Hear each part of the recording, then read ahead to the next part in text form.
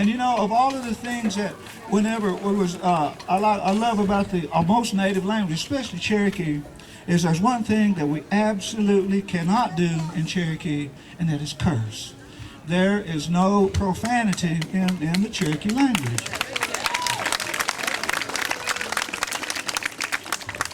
You know, my father, the Reverend Robert Bushyhead, he's the one who was instrumental in keeping our language and getting it started back so we could teach our young people.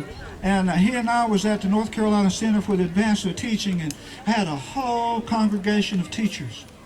And my father made that statement. He says, we cannot curse in our language.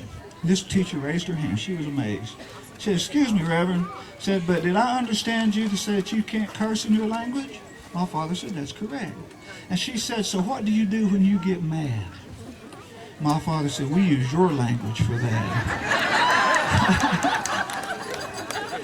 You know, I'm gonna bring my dancers out one at a time and let you meet them.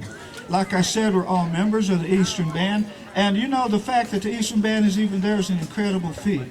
And the fact that we still have our language, we still have our cultures, we still have our elders who we respect, and all of these things, and whenever these young people come out and dance with us, that really makes me feel good, because that means that those beliefs are still being perpetuated and passed on as our young people begin to grow up and begin to understand these things. The song that I'm going to sing for my first dancer, it says, Ski stay la, agidutu, ski stay la, ski stay li go. That means help me, ski stay la, help me, agidutu, my grandfather. And you know, we related to the Creator as our grandfather, because in our lives, that's who educated our young people, and they were the most loving, caring, giving people that you could ever meet. And that's what we call him, ski stay la.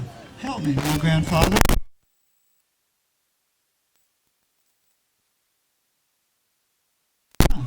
Agidutu, come here, grandfather. It's really hot in El Skishin, and you and I will dance together. We're asking the Creator to come down and join us right here as we come out and present ourselves to Him. Right now, the first dancer I'd like to introduce to you, and I will tell you that this guy is, boy, he's going to be a champion dancer. His name is John Jumper. John, would you come out there, please? Out in front, please. Well, I'll tell you what. Now, sometimes he dances and sometimes he doesn't. It all depends on him. Boy. Would you come out, please? There you go. There you go. How about that?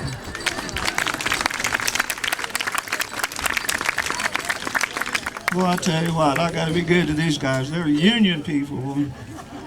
I want to explain to you what he's wearing first.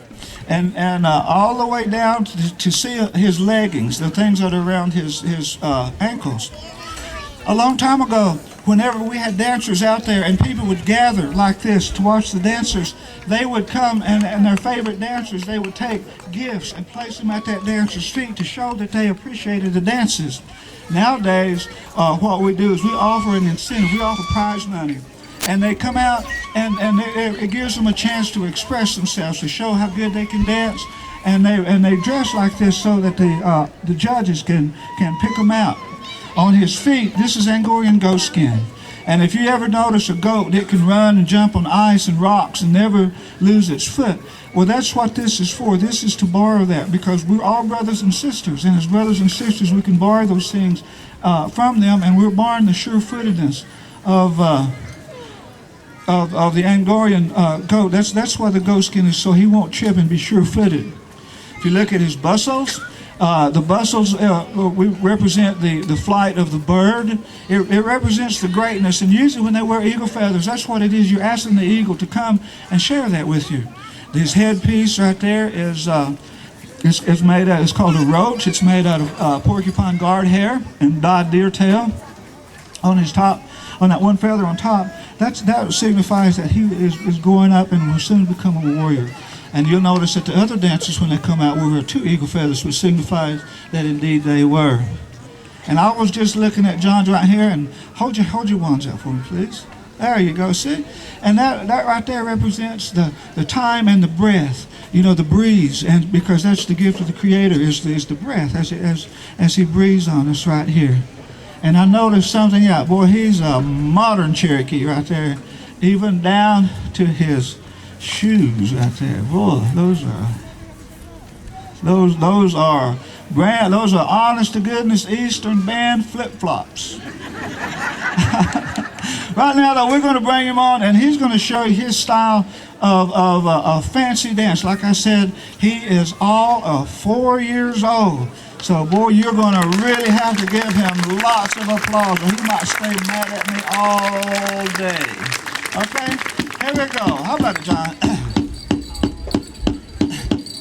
Ski, stay, log, do, ski, stay, log, ski, stay, legal.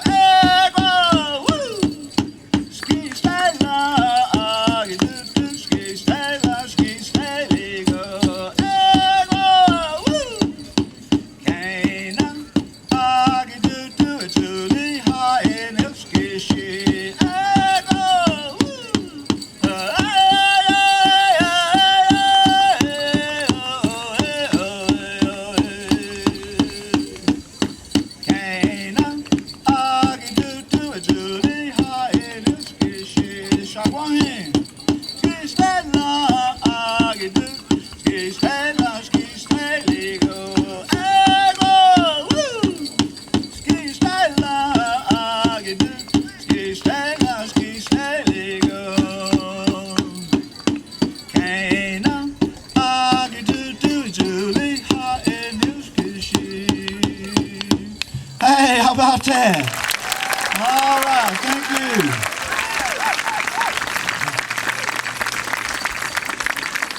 Well, I'll tell you what, I used to dance like that.